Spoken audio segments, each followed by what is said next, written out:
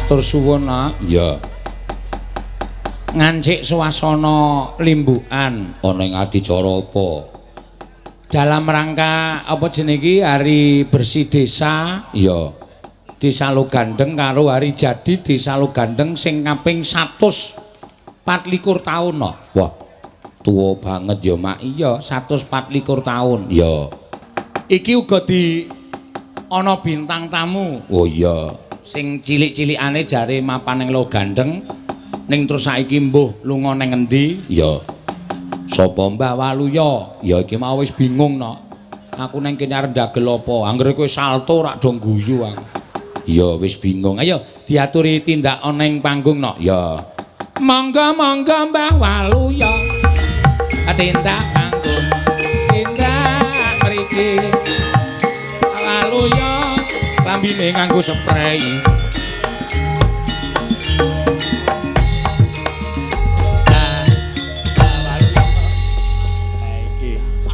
Dagelan es kentekan bahan spray barang dienggo klambi. Ya iso spray apa sutra ngono e. Padake spray. Warnane klingit rak kaya spray to, Nak. Iya. Anyar kok. Hah? Anyar. Wah, gayane anyar.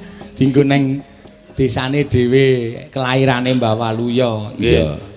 Klambi anyare pamerke. Awong kowe iki len jahitke gegedhen ngono kok ya. So yang ngunduri gede. Lah apa iso gede? Ya ndelok-ndelok. Kita wis ra iso gitu. Omongane iki kok aneh-aneh. Iya. Mas sampean mau munggah panggung kon salto lho. Men lucu lho. Ora lucu ora apa-apa. Sampean ning kene jare mau wis bingung arep ndagel apa. Wong kene kula niku cilik-cilikane ning kene iki Mas Eno. Niku kudu matur nuwun diundang mriki no Wenangor Rasulan Pindho. Lah ngopo? Lampun dimoy masyarakat mriki yo. Aku wis dianggap wong liya mlane njaluk bayaran aku. Ning desane dhewe kok njaluk bayaran piye? Mboten.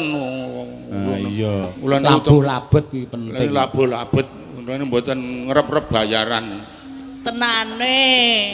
Ya meng goleki sapa to sing ngomong aku wingi iki aku ngono mengan. Sing ngomongi sampean sapa? Nggih, Pak Lurah. Nah, ya wis Pak Lurah wis cetha ngono kok. Ora nampa tenan. Ora. Lah kene mau sing diulung aku apa? Wis tak neke yatim piatu. Wah, HP lho Mbah kuwi tenan. Nggih. Wah, senengane nyantuni kaum duafa. Aku Sapa? Bojoku. Lah kok bojomu? Jenenge kowe ya goleke pangan bojomu. Ya ora apa-apa wong bojoku ya yatim piatu. Ceritane piye sampean kok jare dilairke nang kene iki cilikamu kepiye biyen? Ora usah tak critake wong Logandeng wis roh kabeh. Lah ya Logandeng wis presa kabeh. Lah aku rak ya ora ngerti to Mbah, mulane ya tak critani kok. Kowe iso minggat tekan Lombok barang ki ngopo? Ya ampun minggat oleh ngarani iki wah. Oh lu tindak. Ya mencelak apa piye ngono. Ceritane cilikamu piye aku Wah iki ceritane dawa hin. Lah ya dawa ki ora apa-apa rak ya rong wengi rak ya. Zaman biyen iki rong ana listrik ngene iki. Oh. Anane sentrir. Ngarani ngene iki ora listrik. Lah apa? Anim. Anim. Yen ngetoprak barang ku kula ora ketoprak biyen ora nganggo anim ngoten niku nganggo lampu pitromak nika. Oh, Pak Petromak pirang-pirang nggih, dadi aku jejeran ngono patih matur ngono pitromake murupno nyuwun pangapunten kula jemompo nika rin. Yo Kakang Patih. Dadi pemain ketoprak ki mompo. Lah mbok agi ora anggere murup leren mompo. Ku nek wis rampung ya wonten menapa Kanjeng Adipati. Murup meneh adipatine genten aku dadi sewengi iki gur pompan-pompanan wae nek biyen. Ketoprak kompo budaya. Nggih kompo budaya. Wah cilikan kula biyen ngeres. Ngeres teng mriki. Jare anake pegawe kok ngeres. Oh pegawe zaman biyen iki meng beras wae injeksi. Lah injeksi ki apa? Injeksi iki wedi karo entrong. Kok iso lho? Injeksi wedi entong pripun? Ya nggo diciduk mlayu rono rene. Oh, dadi mubiar ngono kae to. Wah, ampuh iso mangan sego mbiyen ki nek ora rasul karo bodot. Oh. Triwul. Oh, mulakno ya amit sewu. Tuane dadi teng pleketot ngene iki mergane biyen. Lho aku mbiyen ki janakane lo gandreng. Wah. Janakane lo gandreng kok nganti dibuang ning Lombok ki ngopo? Lah dok kalah bagus to kalih kula gak dadi.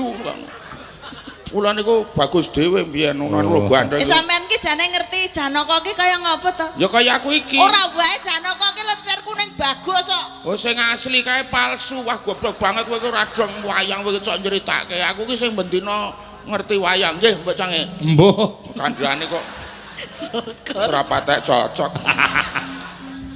Ngarep endi ra ingak-ingu to? Iya.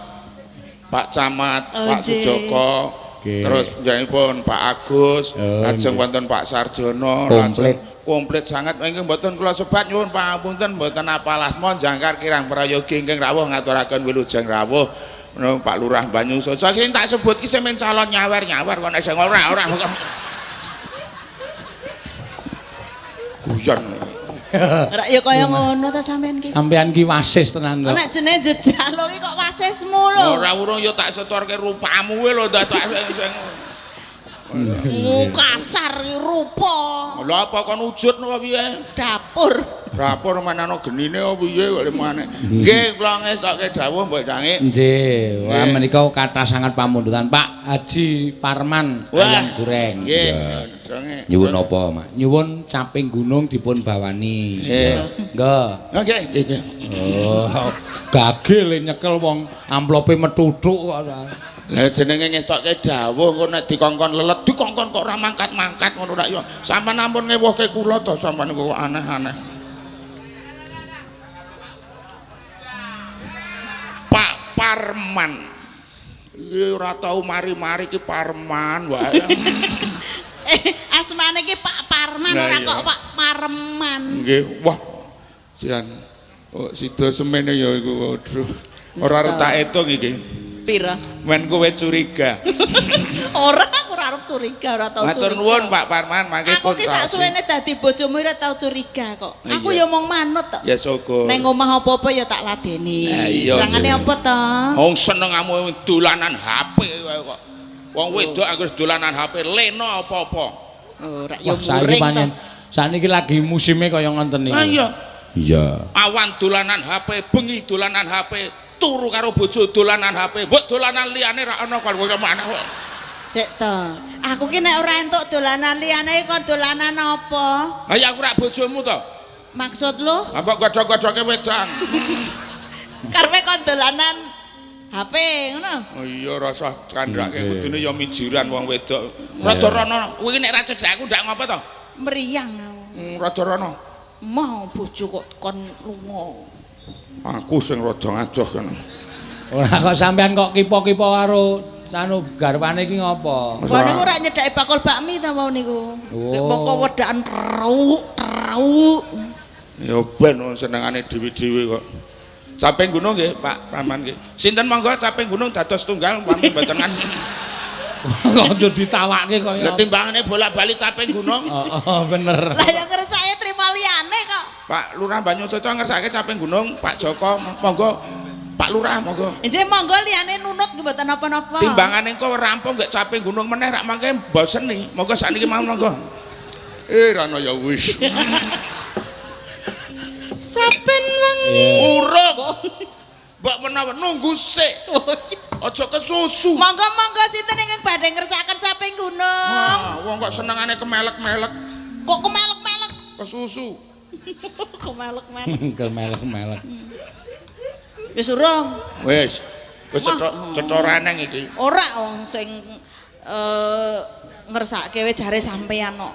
Oh iya, monggo ayo Dik. Cahayu. Wah, ora apik. Ayo Cahayu. Sampean ki ngalem aku ya ora tau kok. Lah iya kita alam ayo Cahayu. Tenang. Iya. Ayo tenang. Ayu. Nggih. Jan nyureng kaya cempendelik malah. Ora ikhlas. Saiki? Heeh, monggo Mbak. Saben wengi nyawang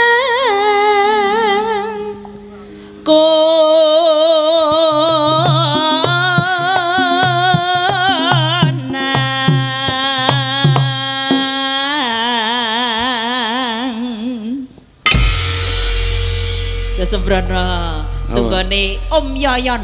Wadiku yana benguk. Lah ya adine ya sing wangun nyebut kok lek pernah kok dadi adi sampean? Lah nek adiku dipek niku Wah, nggih to. Oh, aku jane ora patek ikhlas nek wis anak-anak. Lah kurangane apa Pak Yono kurangane piye? Nek saiki to kurang untu. Ya aja kaya ngono kuwi. Biyen kemakine pol. Engko nek adine dijaluk lho. Lah tak nehke. Tenan.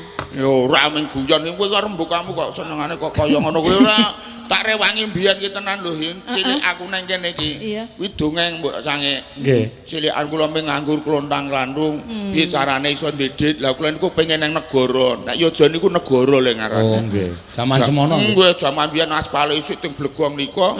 Nuwun sewu tenan iki crita kula tenan. Lek Bajio Swargi niku mboncengke kula nang Jogja arep dijak adol es. Oh, kuwi nganggo sepeda motor apa? Sepeda ontel. Saka Jogja kok sekene tekan Yojo. Umum. Biyen kuwi ngono lho terus lek Bajio ki nyekeli sepet aku ki segitiga kae. Sepet kulit kelapa kuwi aku kon bonceng kuwi nek medun pathuk kon ngewangi ngerem. Lah. Wis medun pathuk kae. Nggih. Anu direm ya le. Nggih, aku direm sit tekan tengah kae kenodhop rak saya kendho. Jos. Lah kene ngapa? Gon kene gon ban lah kok gon pel. Lah kowe ramong le aku ngono. Peleke iso dadi angka 8 kae. Mikul pit ki saka pathuk nganti tekan piyungan. Dadi sing numpaki genti pite. Bareng tekan Yojohin, Piye? aku dimbrukke nang gone juragan es klidik. Es klitik iki pripun? Alah sing pikulane ngeten niku lho Dengkiang, ngoten terus enten anu napa kaya dream niku ngeten iki. Oh sing dikruk-kruk. Nah, nggih leser, anu leres iki. Nah, terus kula dicekeli es batu ni rak jenenge wong desa. Urung tau masah es batu. Anggere klothok plencing, klothok. Lah kula rak kesumuken. Kaos kula culi kula sampir kowe. Klothok barang wis dadi ngoten prongkol semuanya meniki. Wak cemplungi taras plung, wak cemplungi sakarem. Udu kula sakarem. Sakarem ki sari manis, Des. Kok karo bojone kedes-des ke? Mendes Suhini. Tuh. Ora tak udak ublok wah buang mareh-mareh kae. Entah enake. Barang wis dadi aku arep ider ndelok kaosku kok ora eneng. Kaosku colong wong. Terus aku disili hem. Karo Mbok Krama jenenge. Heme bojone gedhe banget. Dadi kaya-kaya daster wis semono iku. Ayo ora apa-apa prihatin. Aku mikul es ubyuk. Tekan pauku alaman kene. Aku cuat-cuat. Urung tau dodol to. Nggih. Nganti dodol. Ditukoni malah wedi. Wedi lah urung tau. Urung tau dodol kok kleru. Lah iya aku arep muni dobol nganti dodol. Nggih. Wonge wayu. Wedok. Ya nek lanang kok ayu. Nganggo gelas gedhe nganggo cangkingan tak ciduk wis ciduk bayar mbiyen pira 5 rupiah. Barang wis set dombe seruput matur nuwun kuwi biar cangkeme abuang kabeh. Terus aku nonton sing tuku Sajake lagi kei teres kokean niku. lah ya sak bungkus ki siji. Sak blek ku sak bungkus. Barang wis terima kasih biar. Wonge lunga aku pindah ubyuk. Aneh meneh wong sono aku. Waduh aku nggawa gelas loro karo anake Oh nggih. tak doli ngono. Tak dol bayar meneh. Matur nuwun yo buyen wae abang. Angger bar tuku ki dadi ndrajit cangkeme abang kabeh. Zaman saiki ngono ta. Sampean kur tunek-unekke. Barang aku ki nang Paku Alaman. Nggih. Leren kan luwe. Oh. Luwe aku jejer bakul sego ni sing bakul sego. Aku tak ngombe es mulai gak kowe mangono segoku. Nggih. Dadi jolan. Mangan imbuh aku dek ngombe iki seruput. Iki es apa jamu? Es le aku. Ku yo so abuang. Dadi wis karek-kari dhewe. Terus iki lek mengenai taras piro? Setunggal. Aduh seprapat wae. Kuwi tok godhog ora mboten aku. Digodhog. Terus gulane mboten ngangge. Lah iki nganggo apa? Sakarem nganggo. Wedi kono aku wareg kono gudras wae. Nek upamane jaman saiki wis ora payu ya kok. Lah Jaman saiki wis dantemi sing tuku. Lho anggur aku lewat iki sing tuku ki do ning pinggir dalan kuting plener cangkeme abu aku kabeh. Karang urung tau adol es kok. Ayo Cek. Lelakon kok ya Mbah. Nggih. Saking dene arep mangan ya to sampean. Biyen wis ndek bojo urung? Lah urung sapa sing doyan karo aku wong ora nganggur kok. Oh lah iya. Tenan lho. Terus kula niku wis tau sing jenenge napa niku nyambut gawe niku neko-neko kok.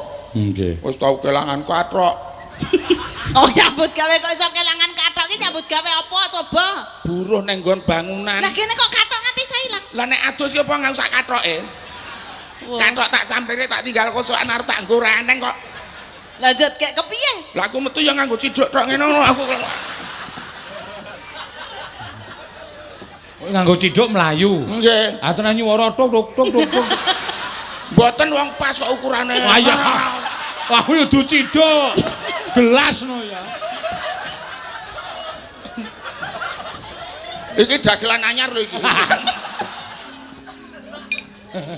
Mangga Mbak Suhin. Yen memajan among karo janur kuning. Tang detang. Dung.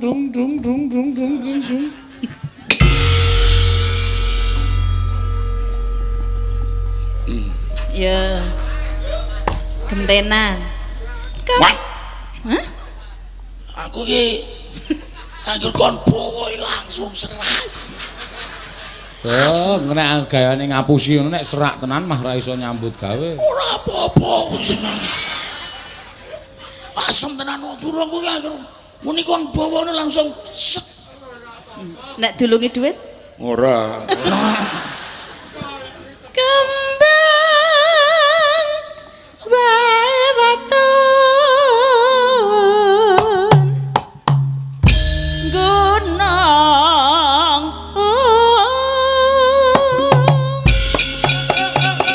Op.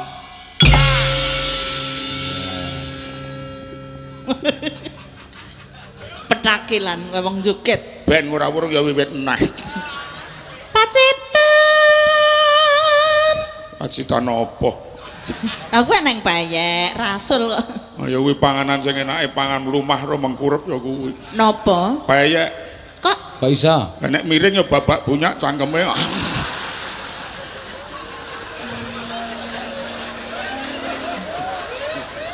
Luar biasa Mbak Waluyo itu piyaine luar biasa tenan. Andri Wis bingung arep ndagel apa ning kene ya bahane ya pirang-pirang. Malah ngene iki ngalah karo tengah yuto angele ra ilo kok. Lho, sampean aja ngarah nek ning kene. Aku ora ning kene. Kene iki bumi kelahiran sampean. Ning liyane lho nek ning kene ora tak hitung. Kula duit karo amplop ora tak pikir. Lah napa mikir wong sing mikir panitia. Gitu. pacitan Pacitane pindho to iki? sarawi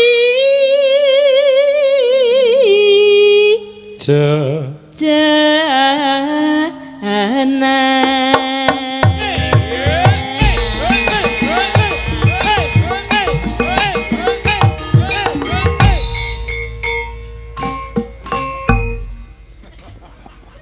Nganti tiba ta Bu kami kaget iki. ya ora lagi personilnya iki Terus ada kok. panas Ayo.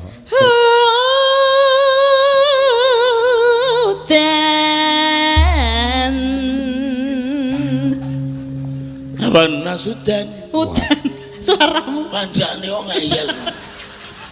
panas hutan Hutan panas. aleng-aleng Sapeng. gunung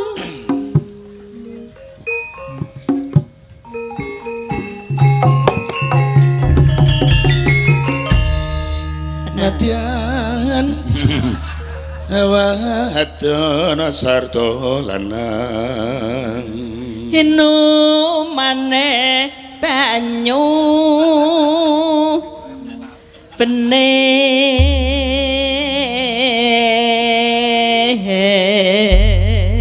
Ya, Terane mangga. kelas. Nek arep krungu jola-juli sing anyar. Ya Besok. sesuk bengi neng geprek.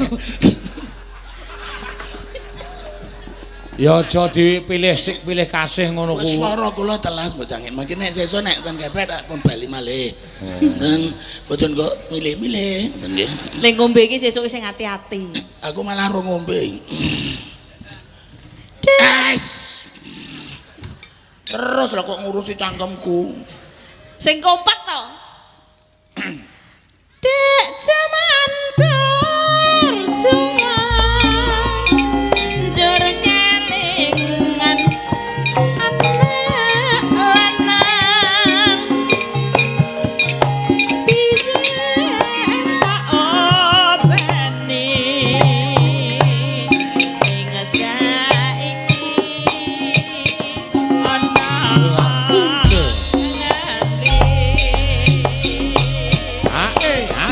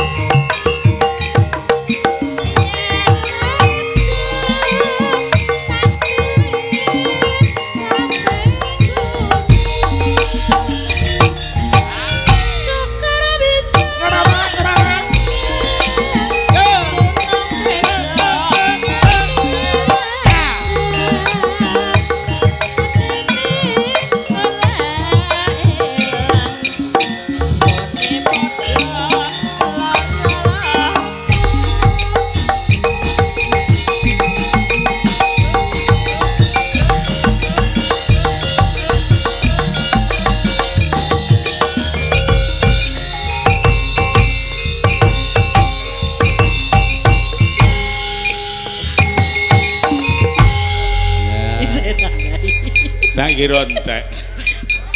Dikira entek piye? Tak kira wis mandek bol pojokan isih ana. Oh isih. Ngatur nuwun. Nggih, Sampun Pak matur sembah Parman, nuwun. sampun pun caosi. Saka Pak Parman ki Nggih. mau. Ya. Pokoke ditungake. Ditungake. Pak Parman anggenipun nawe buka usaha supados saya maju, Rembaka. saya laris, Amin. Lancar. lancar Lancar. kalih sing sambikala. Amin. Wau pun diaturke pengen wayangan meneh nggih Mbok Cangeke. Nggih. Oh nggih. Pokoke nek diparingi putu kakung arep wayangan meneh. Heeh. Terus Sampean ngendikane arep dijak ra? Grenenge lho. jarene ora. Lah ngopo jare? Ning anggere ora ngajak aku kene wayangan ngono kono nduger aku ngono man. Arep nanggap jadilan dhewe. Trimo ragat aku ora apa-apa. Waduh. Jenenge ya elek nek ngono kuwi. Elek ya semen ket biyen elek. Jarene Janaka kok elek. Janaka ya kadang elek barang. Nggih, menika ugi wonten awala. Nggih. Ya saka sapa? Saking Pak Ratno. Caping gunung malih. Duk. Oh. Menika Pak Lurah Playen. Oh nggih. Nggih, ngaturi kasugengan nika. Oh nggih ngaturaken geng panu Pak Rahno nggih.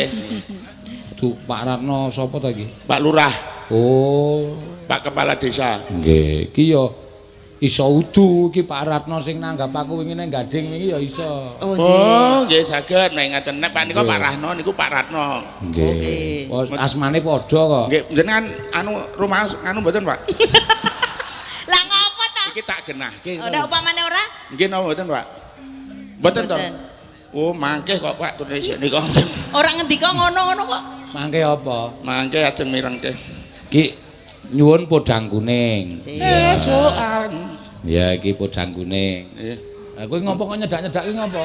Lah ya limbukan mosok kono lho sampeyan ki ana. Oh, sik podang kuning ki sing nembang sindenku ya amplope ben nang kene wae. Ya sakarep sampean wong aku ya ora njaluk kok ngono kok. Lah kira kok sampean kok nyawang kono nek ora Lah kon melek. delok kan nang demata kok ora. Ngene-ngene iki mau tangane. Lah ndek tangan kok. Gene Ya, toko kudune- cat kono kok ngene sedina ora wong nang apa-apa. Lah kok malah tukang cat lho. Iya. Sinten? Oh, mriki wonten malih ya pirang-pirang nok nyuwun Tiwul Gunung Kidul. Ha niku. Kangge menang Sang Maestro Campusari ya almarhum Mas Mantos saking Mas Sunata Ngalang. Wah, iya. Wah iki ana meneh. Wah, kuat banget. Saking Sehat Tentrem Gunung Kidul nyuwun tembang Putra Nusantara. Ya iki sing ning jero layang ya iki tak bukake sik nok ya. Momen kukari nembangke. Nggih. Kula Supriyatno Jeruk Sari Wonosari nyuwun elo-elo gugur gunung caping gunung. Ya. Nah, kandhani kok ngeyel mau buka sisan ra ya sampe gununge. Iki rada Ya wis ora kudu dicosi saiki wong mau Iki wis ya- numpang sisan. iki wis dianggep sah wae. Oh, Nggih, pun Sing dianggep saka Pak Supriyatno soalé 3 lagu kok ming 50. Lah iya. mboten napa-napa kene nek dianggreke dadi akeh. Kok nganggo egrek Egrek iki apa to, Pak? Zaman biyen. Egrek iki apa? Wala sampean ora kenal otruk. Oh nek nang nggon aku jenenge utuk kudu egrek. Nggih, tegese nek tumpane dianggreke ngoten lho. Oh, nggih. Ngeten lho pamane niku dhuwit kek kula anggrek mriki to. Carane kepiye? Kula contoni ngeten iki lho anggrek ngoten. Ya nganggo kertas wae gitu. Lah mboten iso no anggrek kok kertas enek kebakar. Ame nggo conto kok. Ora iso contohku ya dhuwit kok. Mah aku ngerti kok kowe iki sok clemer ya soal. Sampeyan niku waton heeh lho nek anu. Ya waton heeh. Ya. Podang kuning sik. Ya diaturake monggo. Mbak Agnes monggo podang kuning. Ya. Mbak Agnes. Wah, anggere maju ki do salaman terangane. Nah iya. Kene. Tulungi rada dhuwur iki. Kene-kene Mak. nduk kayu nggih. Ya wah lah putuku. Kok nganggo tut Ya ya kok munit to. Sing muni apane? Aku. apa, Mbah? Ora apa-apa, aja suwe-suwe kok ngerti aku kok kedanan lho kowe. Mbok ya ora gegeden rumangsa, kedanan ki didekuk saka nggon ngendi Kowe coba. ora usah dijupuk wong kedanan iki ora dadak jupuk ngendi-endi. Nek upamane kowe nyawang Mbah Walu sing kok kedani apane no? Wis. Apa nggih irunge? Nah, andiane kok Iki kok ngeyel. kaya ngono dedani. Gua angel golek irung kok ngene iki. Lah apik ngoten lho kaya jambu. Kowe kaya jambu iki. Mulane angger aku turu ki lawa do nang kene iki ngono. Ora. Kuwi nek ya pancen bener Agnes kaya irunge kaya jambu monyet. Nah. Mbak Cange. Apa? Makasih. Nembang, Mbah. Lah iya war gulung-gulung. Dijak guneman apik-apik sampean saorane sengak. Engko nek jambu irung ku kok bisa. Lah ya apik jambune to. Lah ya mesake jambune to. Lah kok iso? Aja bonto tangan wong wedok kuwi. Lah kon bondo apa? Yang ngene sing anu. Dadi tangane kudu Apike ning pun ndi? pripun? Apik ya biasa wae. Aja kaya wong kademen. Nek kademen pripun to? Ya beda nek lanang mesti ngapurancang. Mboten. Ha apa? Nek wong wedok nek kademen lak sedakep. Lah ya. Lah nek Nek wong lanang? Lah ngopo kok dhewe-dhewe? Werdine piye werdine? Lek sumber panasnya itu kan lain-lain orang. Oh. Nek wong wedok sumber panasnya ning kene iki dadi nek kademen mesti anget ngene iki. Nek wong lanang mesti ngene iki. Sumbere? Ya kene iki. Nek wong wedok mesti ngene iki. Mula nggo namu ki nggo garang jadah mesti iso garing. Lah kene kok ora teko ngrengi. Lah ora tau duwe jadah. Ayo. Iya. Mangga, Mbak.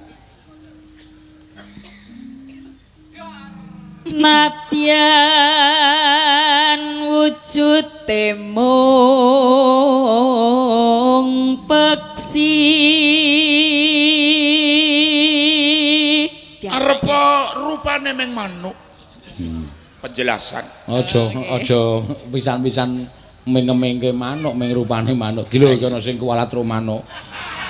Endi? Aku kuwi wetenge mlenthong kuwi. Oh lah iki kok iso ya Pak Ne? Lah iki ning ora manuk sembarangan. Lah manuk apa? Manuk sing unine empuk jeru, empuk jeru. Ono manuk kok unine empuk jeru. Kalau ku geru.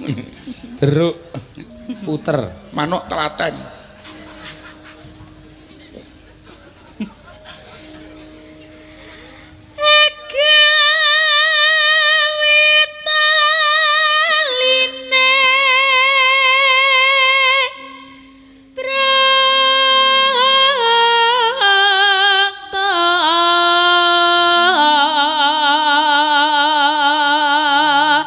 Walu ya iki arep ngalem kowe no. Pripun? Wis sing kok mood ki apa arep ngono kuwi? Hah? Gumun, lah Kula gumun boten kok ya. ngemon. Ora iki ora pengalaman wong desa. Lah apa kok ngomong? Iki dipasangi laker. Rada rene men kesorotke padang cahayu ora usah jejak dadak mbokmu Ya, gedhe. terus, Niki nggih, terus. Gur ngono kok ya penjuru kowe iki mbok ya sing Cemburu kok penjuru. ben sakar. Teh mung rangkul ki lho. Putu. Putu iki ketemu pirang perkara. Lho putu iki anakku.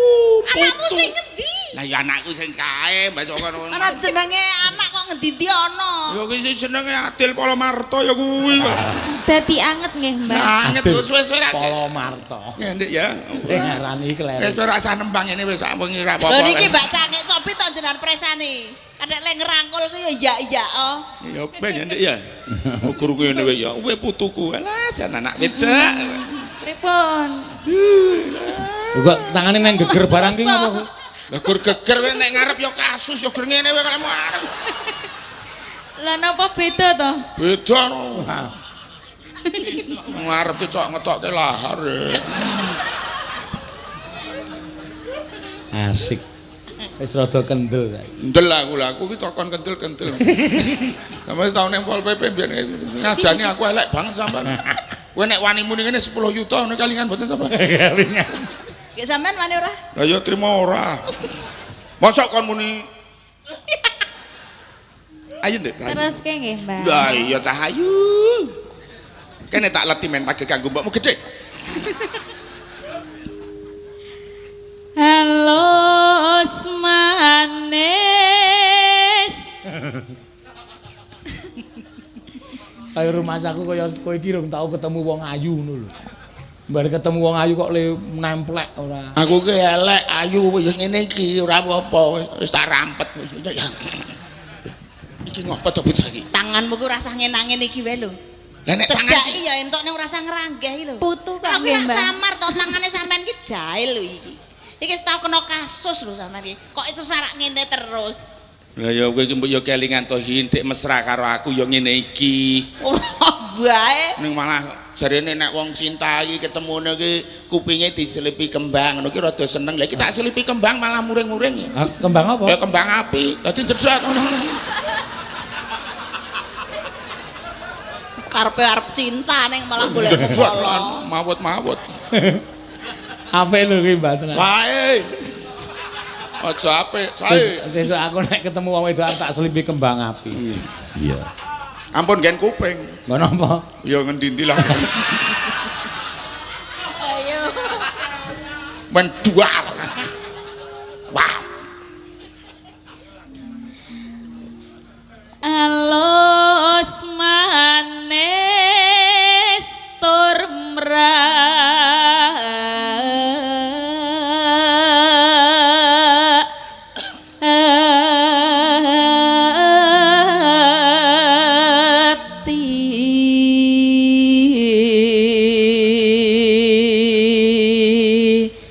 Gumun suarane Agnes kok iso apik kok ngono ki ngopo ya Pak Ne? Lah bocah saiki iki suarane ya apik-apik. Lah iya. Kulite ya apik-apik. Pasuryane ya apik. Lah aku wah. Anakku? Lah aku ki lek lahir kemeruputan dadi. Ora apa-apa. Rian nggih cantik to mesti wong Biyen. saniki men tesih cantik lho bisu. Lah aku ki mbiyen mengke danan lakune lho.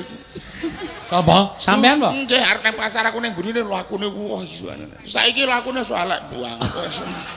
Wong lakuke bedane ngopo biyen karo Nek saiki? sik mbiyen piye lakune piye? Coba pragakno. Mbiyen coba pragakno. Heeh. Ngene mbiyen ipit ngono.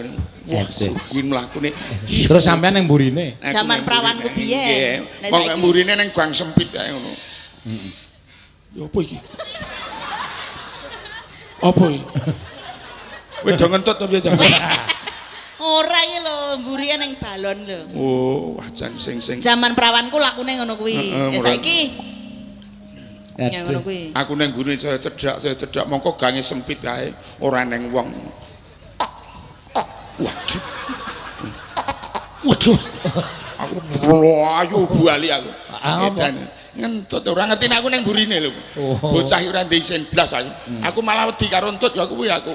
Mergone nek dhek noleh kan isin. Heeh. Wah aku trimo mlayu sifat kuping. Aja nganti gawe isin. Aja nganti gawe isin, moh wong gawe isin iki rak dosa. Kuwi laku mbiyen apa saiki? Mbiyen. Ah saiki piye lakune? Saiki nek mlaku alah wis. Kepiye? Kepleset wong. Aku ki rusak kaya ngene iki mergo sampean sing rusak, Pak Ne. Ayo apa? kapok ore. Lah ya tenan ta? Suaramu. Lah ora. Saiki bareng wis di bojo wis suaramu ora enak dirungokke. Ana kaya ngene kok ya ora enak dirungokke. Biyen ora tau nyuwara lho.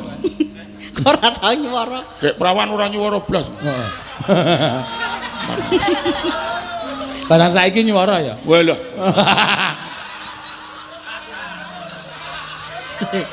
Sik to. Kok zaman prawan karo saiki antarane nyuwara karo ora ki aku biyen ora nyuwara ki. Kok sampean dong. Zaman menten anyar ki aku ning ndi kowe ora tau nyuwara, meneng wae. Ya ora kuwi. Saiki barang aku lunga nang ndi suaramu Aku ki nek nggon kene iki ket biyen ki cerewet. Ora, biyen ora patek muni kok. Saiki senggol sithike muni. Seru mau ya. Walah.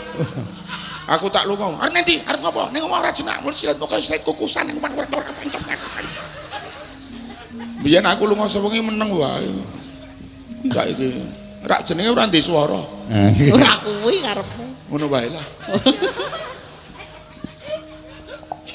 Pasti wing guyu. Pasti wing guyu wong dhek ya nyuwara.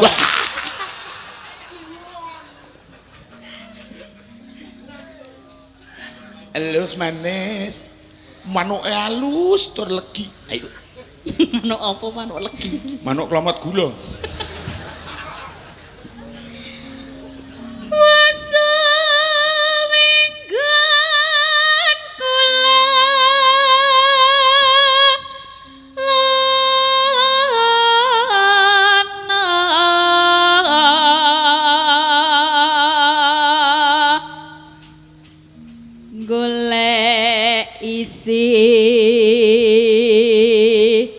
Podang kuning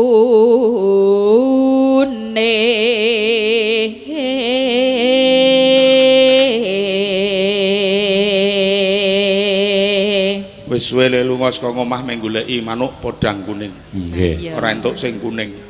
Entuke? Ireng. Ayo.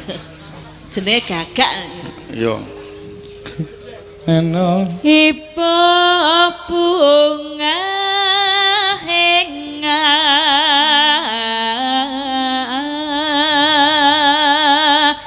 tiku.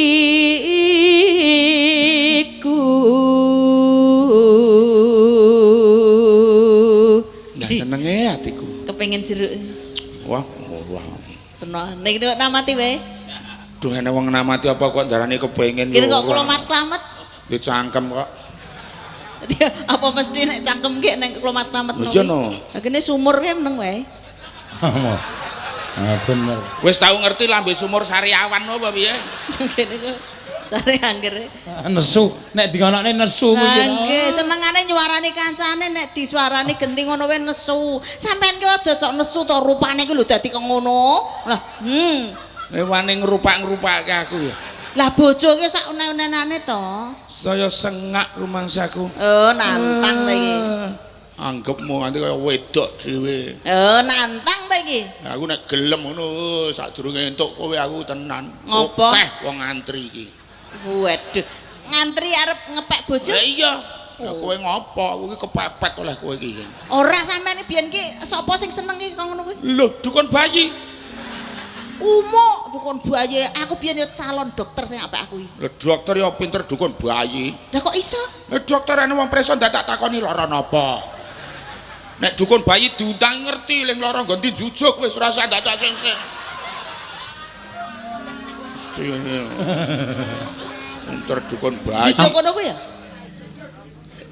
Iya, jenenge padune wong SDM-e tinggi karo rendah ngenten iki. Nggih ngoten niku. Kok berpengalaman sampean ora. Heh? Ya menang dokter nek karo dukun bayi. Lho, iya menan dukun bayi kok.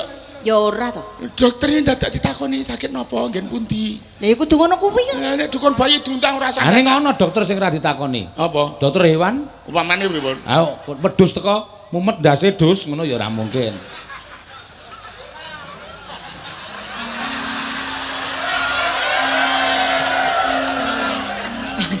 Sampean krasa ora? Apa? Mbak Cangik le ngendika mumet ndase dus ngono. Karo nyawang kene sampean krasa ora? Medus-medus ke aku to. Oh, maksud lo begitu dah.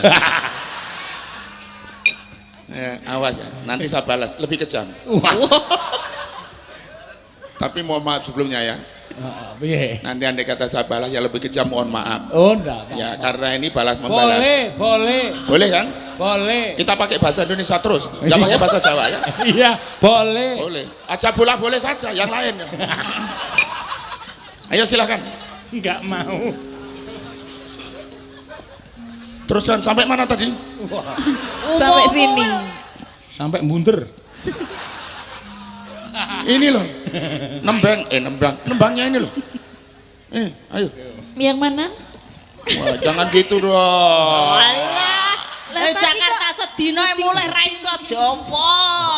Ora Somboto lagi so Lah, bahasa Indonesia sedilo wis gleleng. Biyen ditakoni, "Bagaimana Mbak Walu ya? Tidak bagai-bagai." Lo jangan gitu. Kita kan orang Indonesia harus pakai bahasa Indonesia baik dong. Dari mana Mbak Walu ya? Tidak dari. Oh, itu ngarang-ngarang itu. Saya nggak pernah gitu. Saya ini sekolah saya tinggi. Waduh. Ya kalau pendek kecekluk dong. Tadi lewat di Gosek. cekrekan. Saiki nek basa Indonesiane gejegluk apa ayo? Terbentur. Apalagi? Nek basa Indonesiane keplengkang? Ya kekamban gitu. Jarang. Bahasane iki apa? Bahasane iki apa bahasa Indonesiane kok? Jangka kelebaran. Ora ono jangka Lah kelebaran. kuwi mengeng kuwi iki. Lah terus apa? Bahasanya keplengkang apa? Ya jatuh aja. Lu yang nggak jatuh ya tiba. Sama dia apa? Saya kita takon ya Pak. Apa? Nek dhuwur, Atas. bawah. Bawah ya bawah. Weh, nek ngisor. Bawah. Nek mlebu, Masuk, nek metu. keluar. Gene pinter. Nek ora mlebu, Ya ora penak toh. sik ta. Iki pertanyaane ta tadi itu bahasa Indonesia loh. Lah iya. Masuk.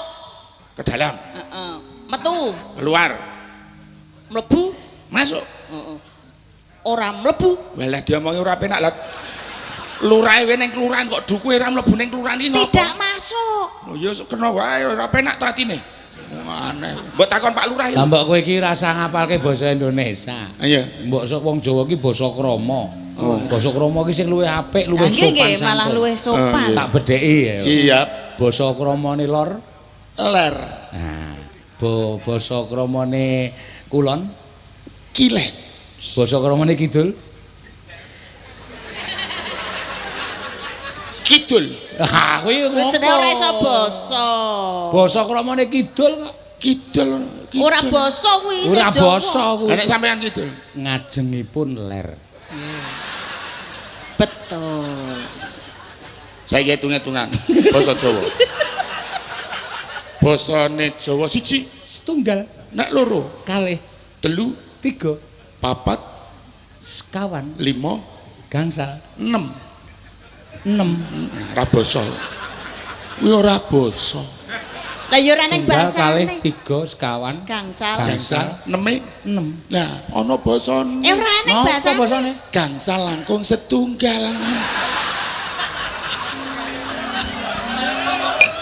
Yo, timbangane ngajenge ler.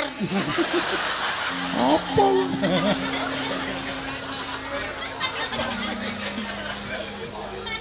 Ayo. Oh, kok nembang sik. Karo mikir. Iki wis oleh aku. Sampeyan iki undang kalau kok kaceluk kacono priya tunggur pitul dadak paling pengen sing kanggo itu. Oke arep takon. Apa? Lali sing arep tak takok. Nyanyi sik kok Ya keling-eling. nyanyi karo kelingan. Nyanding bisa dadi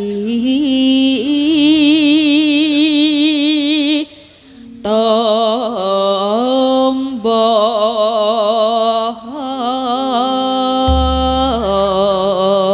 Menyanding manuk kowe iso dadi tombo. Jian tenan kowe. Jos. Nah mung ngartekke nganti. Ya. Ya.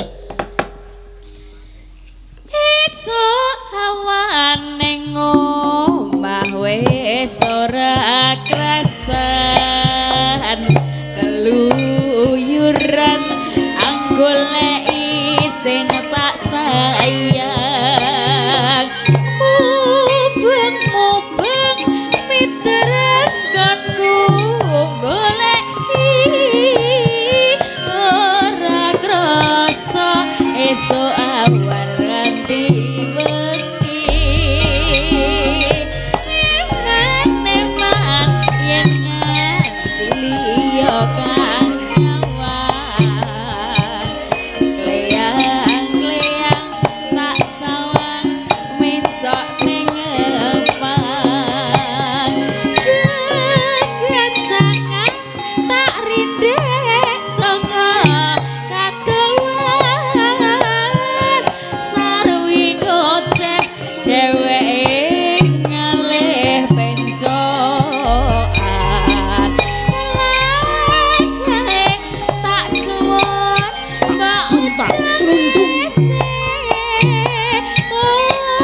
udang kuning agawe pikirku kumbeng seret tireng tak sawang tambah manise ibu bunga yen nganti nyanding slirane ora bakal hatiku kekiwalian yen si bodang andudut hatiku pranan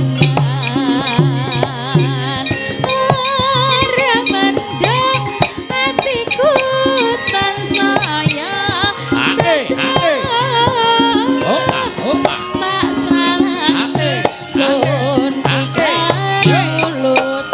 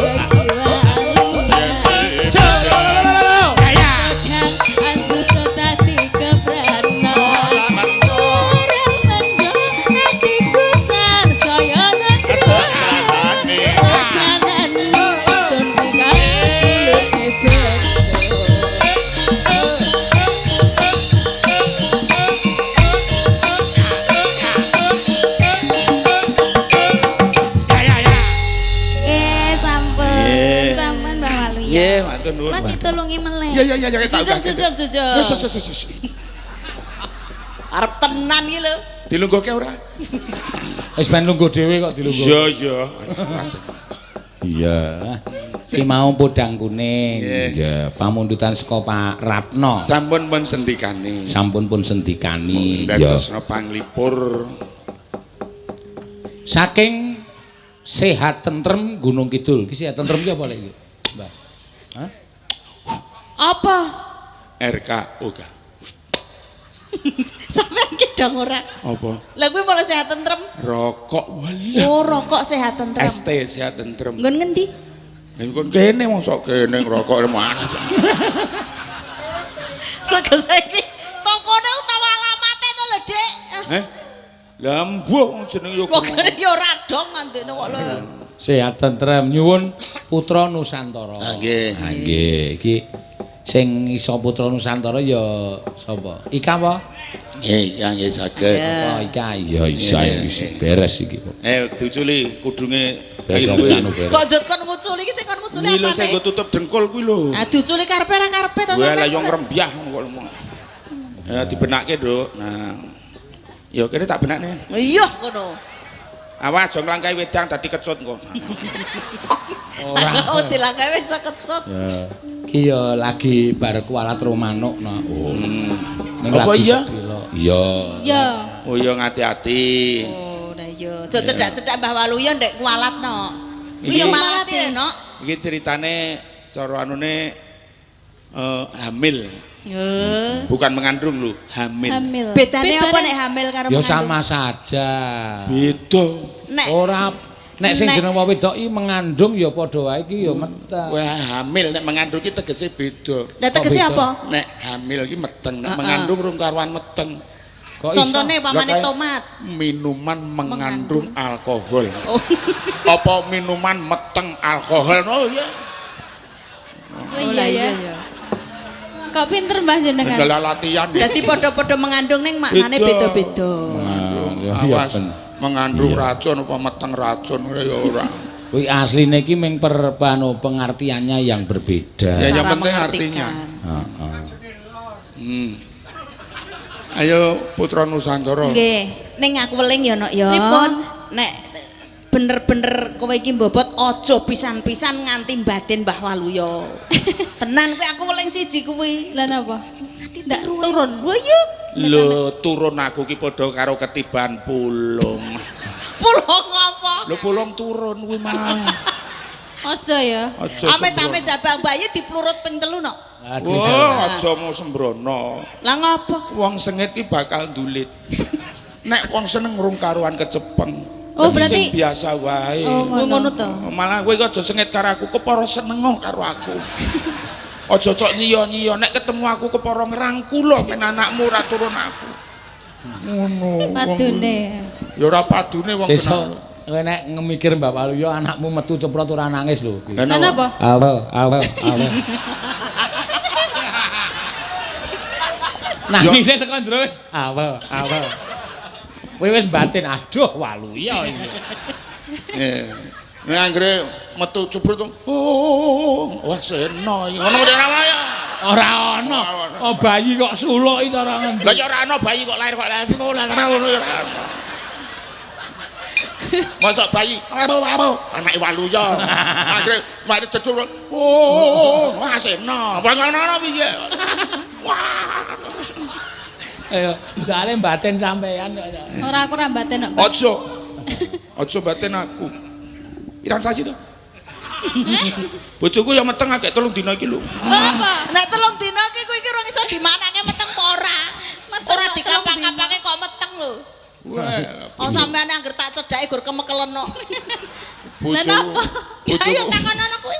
Ketoke ya wis ra iso kok kowe. Mune piye kowe? Ora iso ngopo? Ora iso ngopo dincetho. Ngawur. Lah apa iso Aku apa? arep tuwa kaya ngene iki. Piye? Apa? Ngrekoso lho tamong. Mbak Waluyo iki semengkari kaya tawa cet nang pinggir dalan kae lho iki. Ning ngene baline. Ngene delo baline. nek blowere stabil. Wong pas aku ki blowere ora stabil lho. Piye? Dadi manjer terus dadi ngene terus. Ra mungkin. Ora percaya? Bocah kok sing Percaya wae, percaya. saya suwe kok mangkel gitu kok. Ngopo lho? Lah kowe muni ora percaya. Ayo. Mbok yo nek jiwitke ora kono kuwi ngopo to? Napa jiwit kene kok lemu aneh yo atos. Nek endi, Mbak? Lah urung-urung jare ora percaya. Lah terus arep ngajak ngopo? Tak jak ngender kene lho. Enggak, putra Nusantara. Ya. Anak kucing. Anak kucing kok. Anak kucing. Anak kucing bagus. Halo.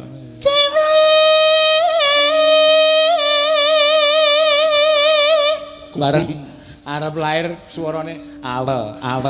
Bareng bocah metu normal. Nah, goleki sing ale sing ngendi.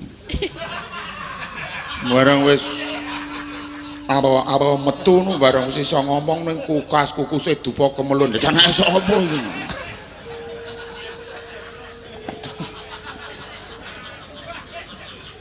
Besok pinter sekolahe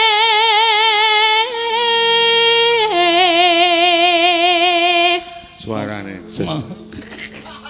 ning aku wis tau yo kewirangan yo wis tau lho mbok Cang. Kewirangan pripun? Terangne wong ki nek senanangan.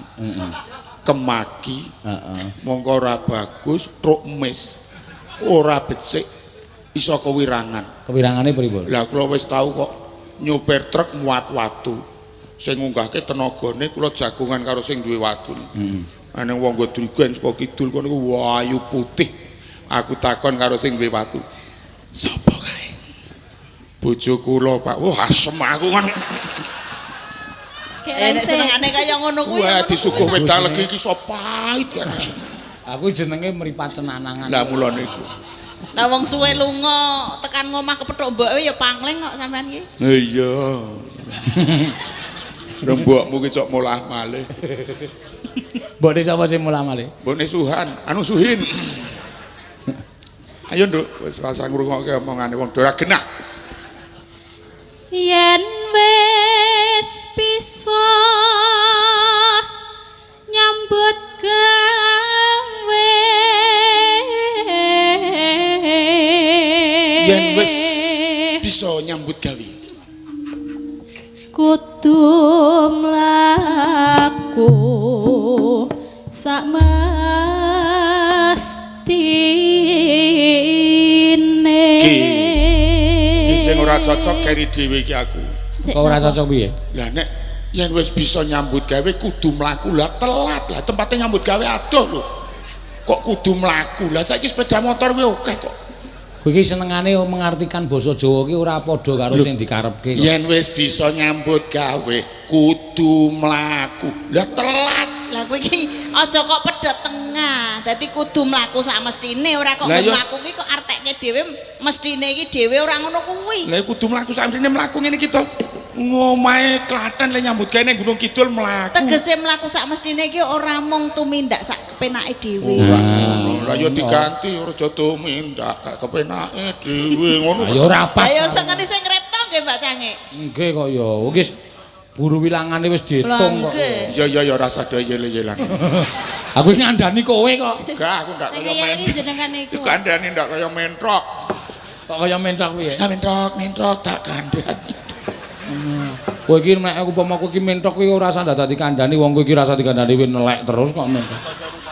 Sampeyan tau ketelekan piye? Piye?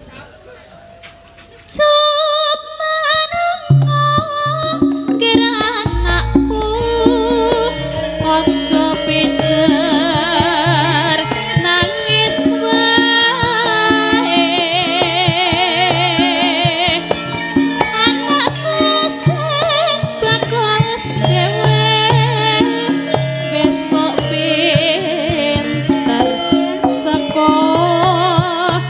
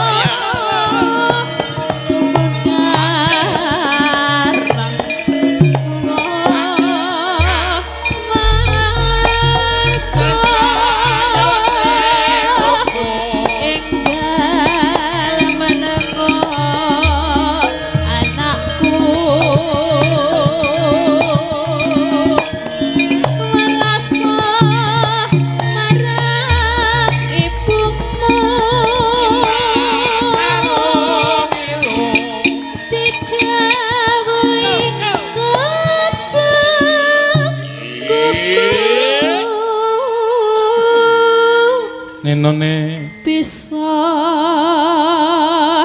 gawe. Oh, wah iki apa, Mbak? Iki lho rokoke. Ngene.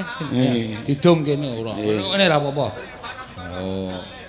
Sehat tentrem. Nggih. Nyo, dicipise. Nggih. Tak rekke. Aku karo kowe kurang tresno piye? Jos ta? Wo, kok mbrojol nang ndi-ndi? Kegedean cangkem kok, Mbah. Ukurane kok nggih mung semonten to. Telek. Sabar. Wah, aduh. Wah.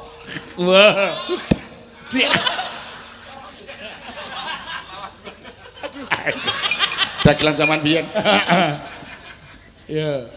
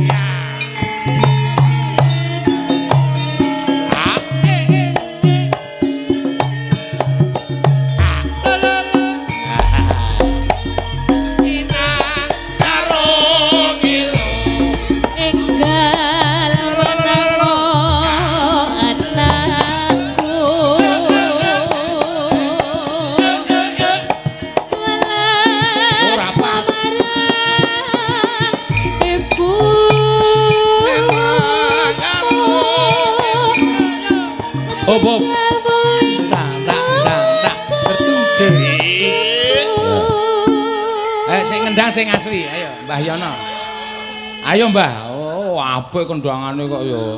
Ini ora sarung geget. Alon wae ra apa-apa. Sampeyan ki sing melu ngumbulke Gunung Kidul perkara campur sari kok. Tangane ora kuat, tangane becake engko. Ayo ndak ewangi nek nang apa-apa karo aku yen aja kuwatir. Kaya karo wong tua kok yan-yon. Adikku kok. Adikku. Oh, benere. Bener lah dong aku ngundang Mas kono ya malah kualat. Adikku Yono. Yono sapa? Yono Benguk.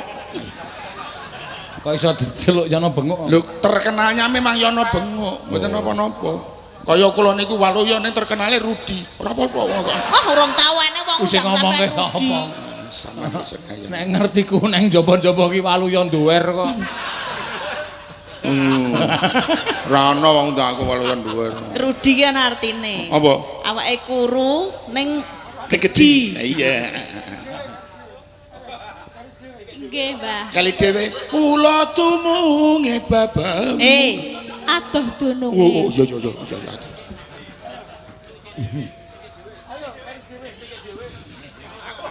iya. Iki aku kudu manut sing endi? Ayo, saka na.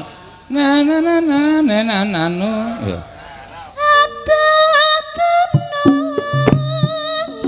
Bapakmu ngayahi gua sipan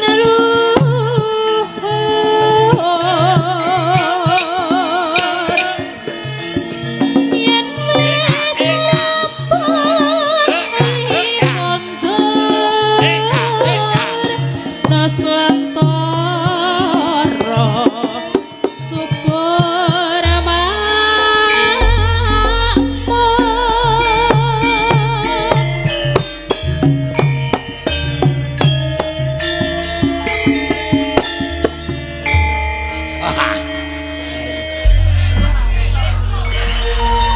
matur nuwun Mbah Yono. Maestro pada iki. Iya. Iya. Pun Mbah. Kendangane Yono iki beda karo kendangane wong-wong. Kendangane mantri barang ya beda. Bedane piye? Lah Yono iki keplakane pancen banter. Oh. Lah kene kok sampean mau dikendangi Pak Yono nehmu joget gerugalugil. Itene kon joget piye nek kendangane ngono kuwi? Lah kepiye mau? Kepiye? Kepiye paling kendang kepiye? Oh, ugal-ugal. Kok gor kono ki ngono kepiye coba kurang kepiye? Lah Sik ya aku sing nembang. Cuma ngono nana. Ayo sing ngendang. Ayo guys. Coba Nek iso tiru kae iki sawirane kene PNKB. Yakin? Sinek-sinan para sederek para sedulur sing bacot dek rasa dhuwur. Heeh. Eser. awas ana wedang kok terak engko. Wedang ki pira ajine kok nek saka kono tak tukune kabeh.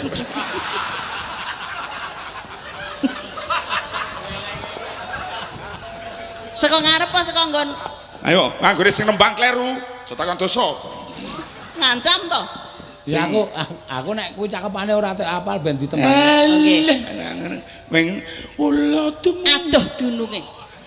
Yo. Ini. Engko nek nganti kendangane ora kaya Pak Deyoyon. Heeh.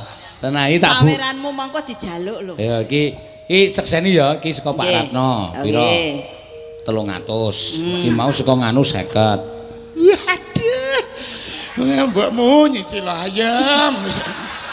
Kena Lah ya sampean kudu pas karo kendangane Pak Yono. Lho saka Mas Sunata Ngalang lho 100. Dadi totale 450. Ya. Sik. Serpek songo sik diwiwiti sik. Kok neko-neko. Ayo ora apa-apa kok. Lah aku sing bayar. 450 ya abot lho. 450 yo becak mumpluk lah kangmu. Ora sangger sula. Le sila sing apik. Iki ya sila wae. Lah kira kok selonjor. Iki tutuk kendang sing jijiki ngawur kok. Duduk kendang kok cilik. Sik ali-aline tak copot e. Gayane. Ayo ya ali-aline gedhe. Wah dadak dilat barang. Lho lah kok nek kecer 20 gram e. Mosok 700 tombok 20 gram. Ora kok tanganmu ijo to Pak ne? Hah? Ijo ki nek apa? Meneng wae. Lah ngopo? Kuningan. Ayo para sederek para sedulur. Serpek songo sik ki dawuhe 450. Ya sing ngalon to. Donitani tung drep tro kaya biasane. Yo. Ditrungke. Iya apa kok tundrep toto. Lah jare serpek songo. Ayo kok tundrep toto ya. Lho, kan tung drep tro kenonge. Oh. Sampeyan iki meneng mawon sing ngendang aku kok sampeyan melu-melu to. Lah iki Berarti negeske. kudu ditung sik. Agek drep tro. Baru ki terus dico. Nggih. Kok pas loro lho tomu ki. Lah lha pinten? Ron-rono. Tung drep Toto. Lah ditindrepke sik ngarep dico. Wis klebu urung. Urung iki nyoba nintring kendang. Ngono kendang kok. Lho kendangnya ono larase 6 3 utawa 4. Oh. Ya ora ono. Oh iki sing pengendang pinter-pinter kok ora ono jenenge laras kok papat. Yo mulai, yo. Ayo diterungokke. Nun sewu sing kena. Tung.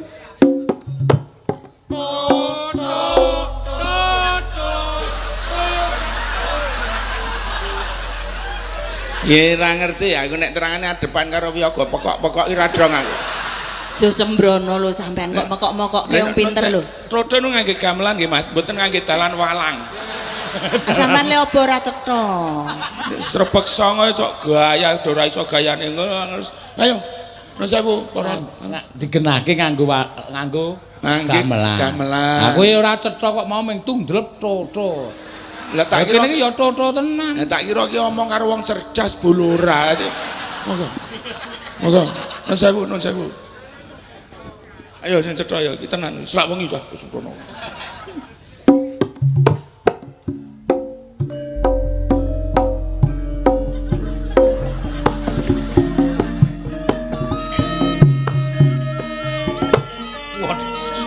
Muridipun Pak Yono.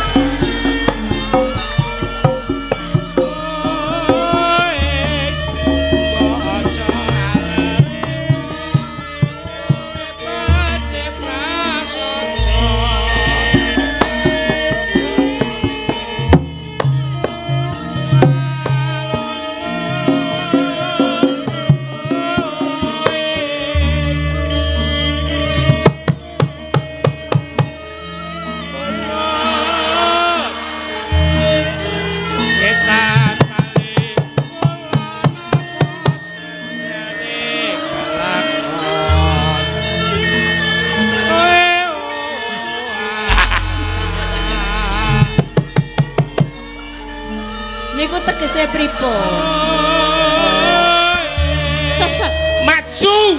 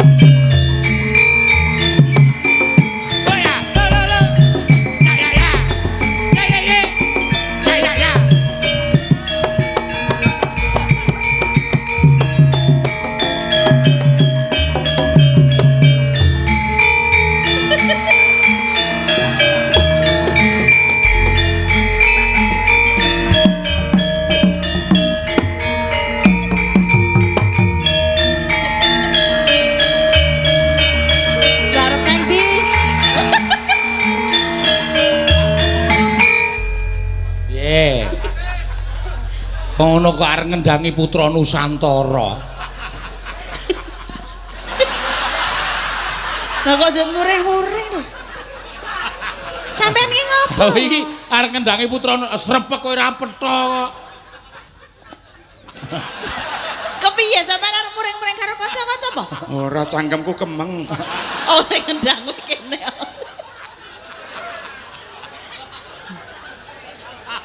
Berarti sampean ki ora iso persis kaya kendangane Pak Yono. Wah butuh kepinteran ngendang kaya Mbah Yono iki. Guru. Kok nyepelekke dumeh entuk adimu terus. Oh iya ngono bengok. Telek. Do titenono ya ora do ting kredip. Nganti kok titenono iki sajake ngancam to sampean iki. Mantri ku ya. Lah kuwi kok dek mantri gur ditutukke tuk-tuk. Tuk-tuk karo nyengkeliti plastik ini iki lho. Ngenyek. Kowe wedi kesaing kendangane ya? Ya ora wedi kesaing lho sampean ora diturut karo kanca-kanca. Dasare do meterman. Kok meterman? Lah nek sentimen rak men endi? Meterman men dawa. Kok ngono karo ya wis. Waduh, diali-aliku. Walah, mbok ilang mbok wis Ngawur. ilang merah. Urung sah. Ayo 450 ya ora sida tak kek. Lho, Putra Nusantara janjine kok. Coba.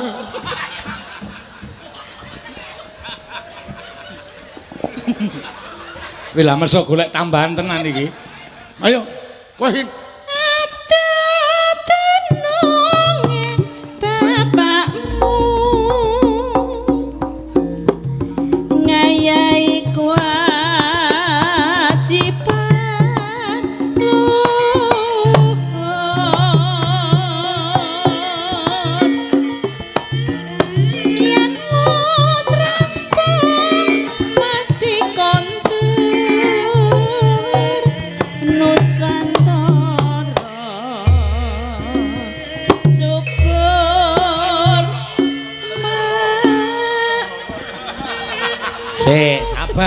Sabar.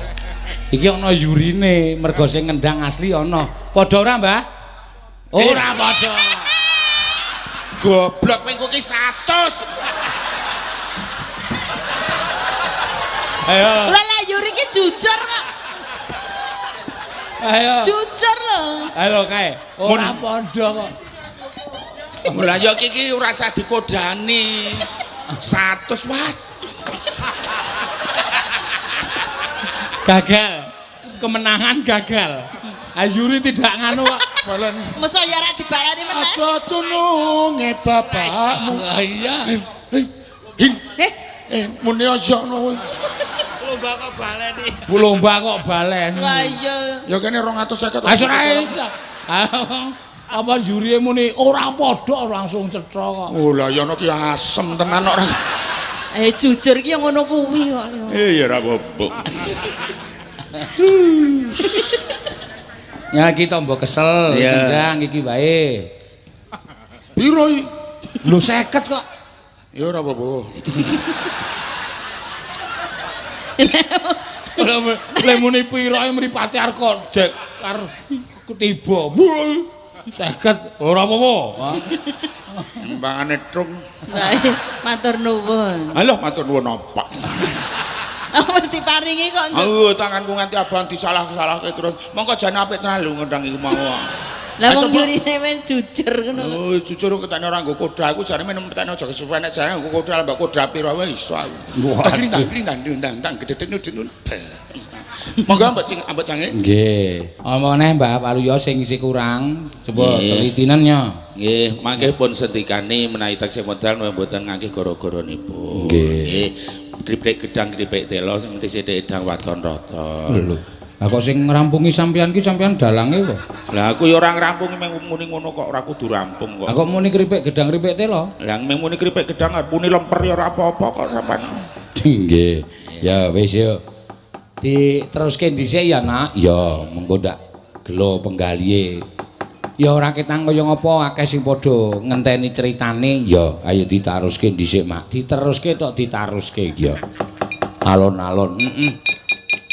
Suwan ngersaning Sinuwun Prabu ing Wirata sing wis kepareng kundur ning kok malah jengkar meneh. Ayo tak dherekake. Ayo nggih. Ya jagat pangestu ngoro. Wayah turu jagat Hyang Agung. Mugi tansah ngayomi marang negara Wirata saisine.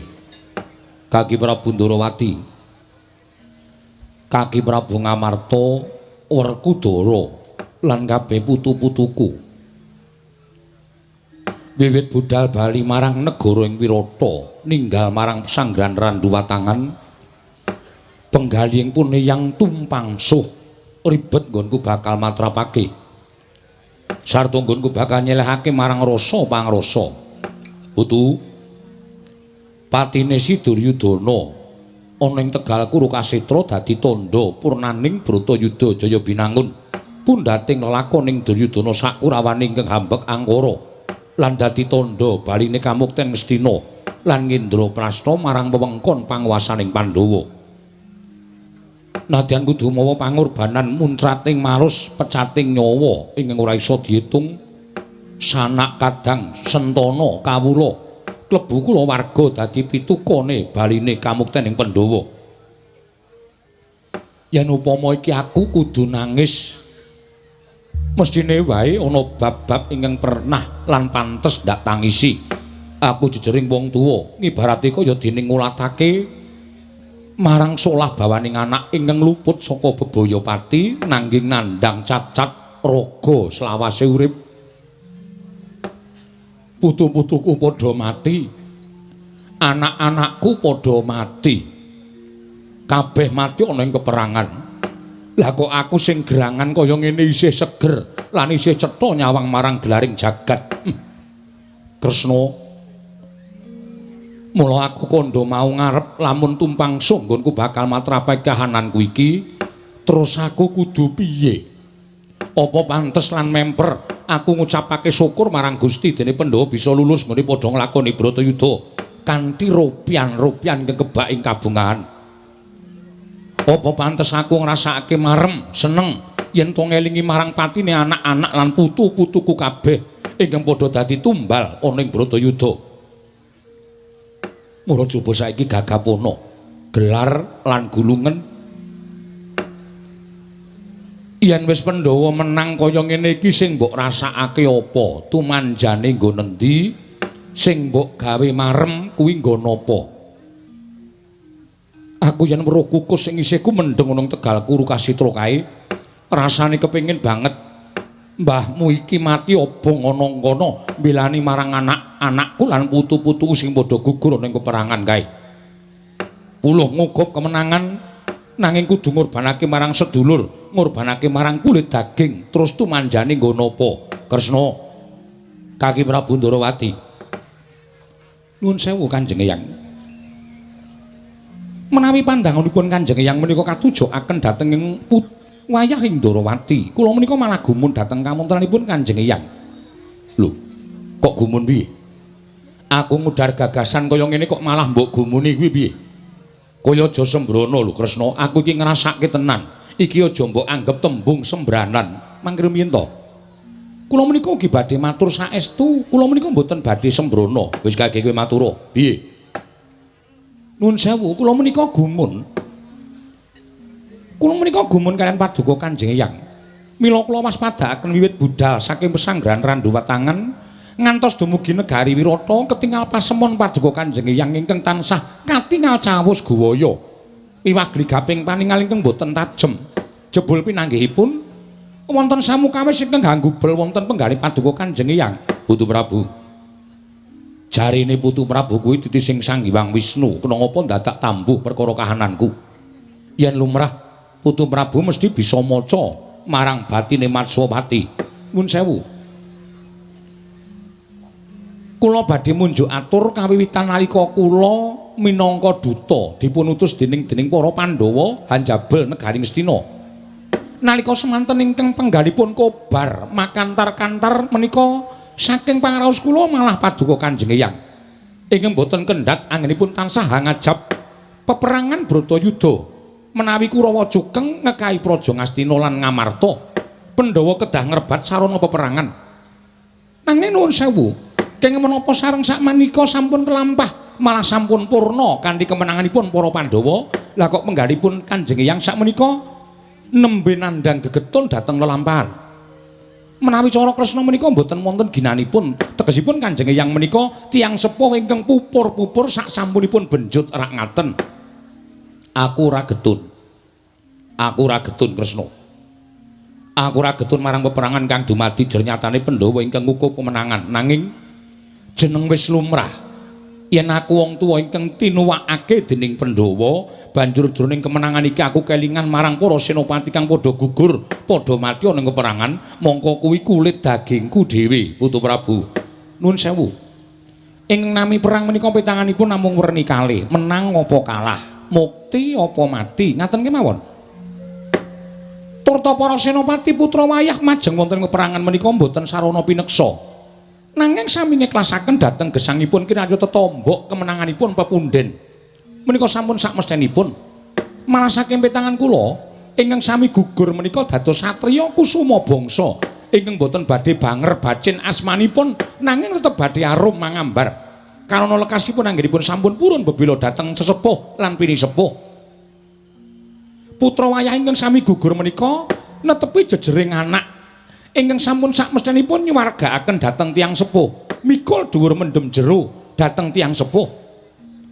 Lelampahan menapa kemawon menika menawi awakipun kamulyan, mestenipun inggih sampun satraju menawi kedah tinumbas mawi pangorbanan. Lah iya bener.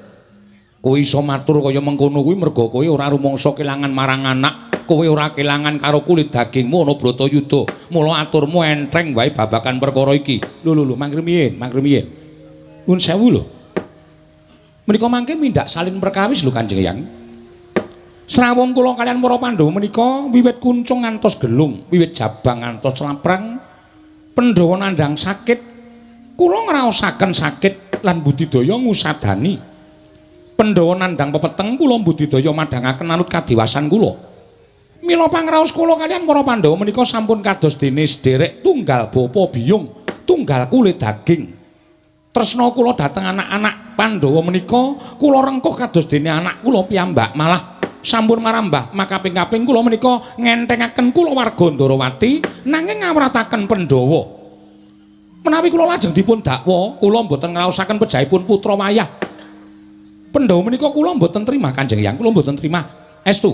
Kula mboten badhe saged nampi pangandikanipun Kanjeng Eyang.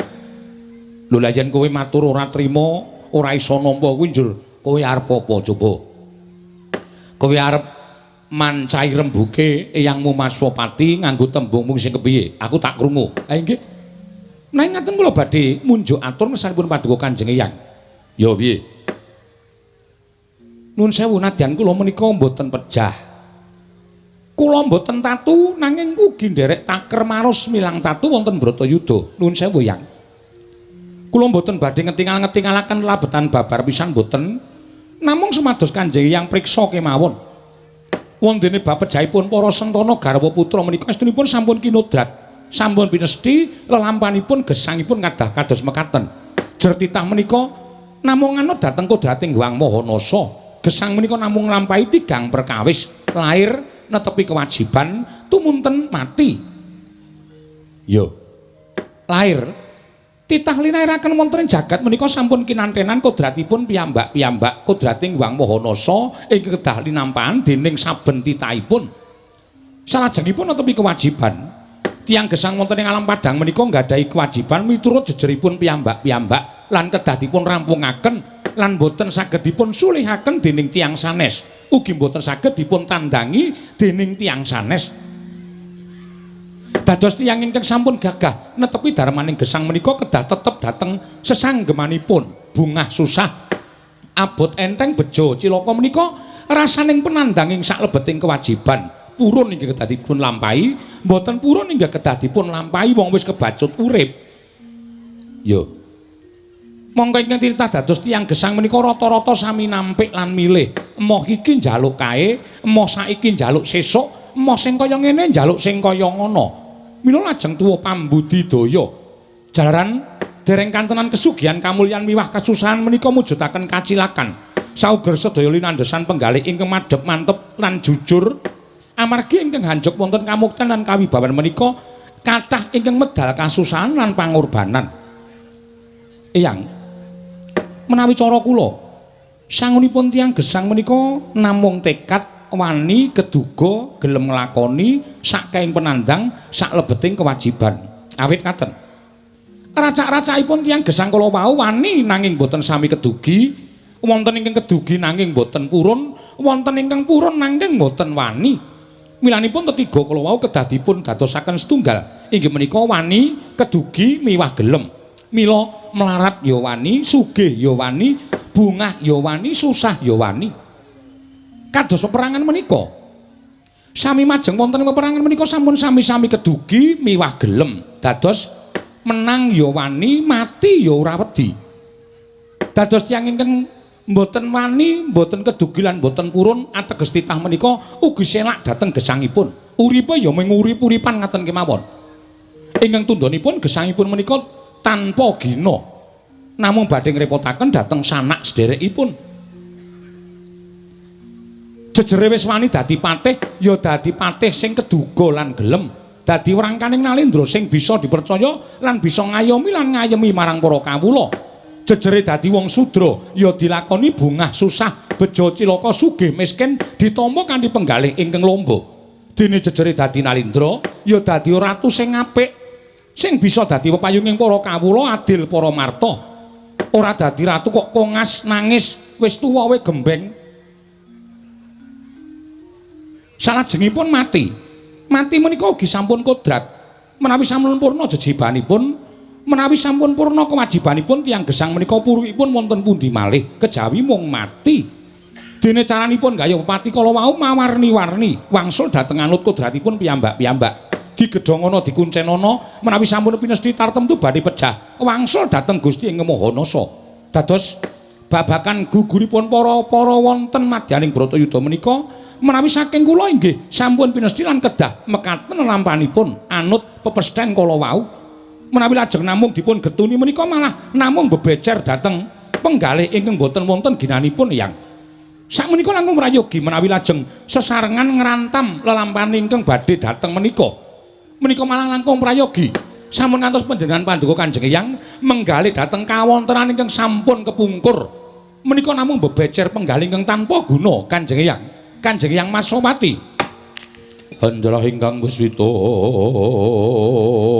rum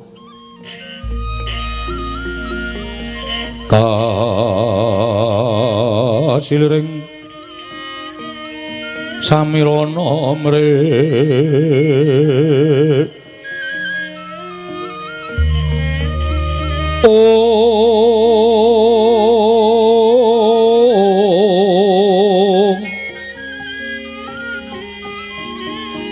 sekar kadung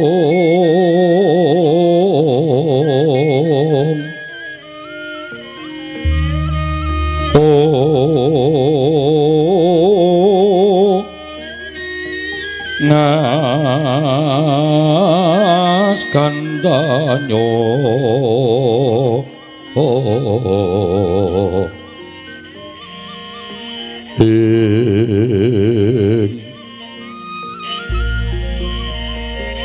maweh raras renaning driya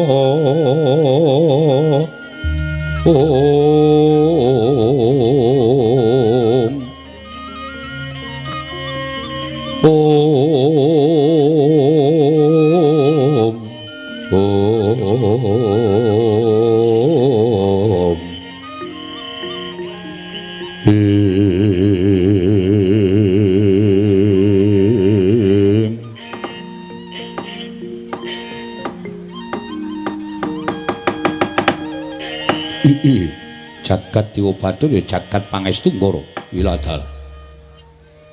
Akeh para nalindra sing gumelar ning jagat iki lah kok ora kaya Putu Prabu Ndarawati. Wis marambah makaping-kaping saben penggaliku peteng. Amung Putu Prabu kang bisa madhangake. Wah, jagat Dewa Bathara piyayi kok pintere kaya ngono. Pendak-pendak pangandikamu ingkang mestine nek tak dahar kanthi wutuh bakal natoni ati, nanging yen to digelar digulung tinemune dadi sesuluh pepadhanging ati. Kresna, kula wonten maring dawuh Eyang, ya aku wis isa nampa marang kahanan. Puntadewa, kula wonten paring dawuh Kanjeng Eyang. Wiwit mau kok ora sambung rembug ana ing pendhapa gedhe negaring Wirata. Iya, malih-malih menapa? Kanjeng Eyang, estunipun mila leres badhe wonten atur ingkang kula kunjukaken dhateng Paduka Kanjeng Eyang. Marugake matur. Ora usah dadak duwe rasa sangga runggi. Sakguguripun Kaka Prabu Duryudana ingkang ateges Bratayuda menika sampun paripurna dene Pandhawa ngukup kemenangan.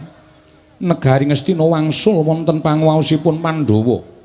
Semanten ugi Indraprastha sakjajanipun ngemuti dhateng agengipun peperangan Tanwandi negari Hastina sakmenika sampun kothong.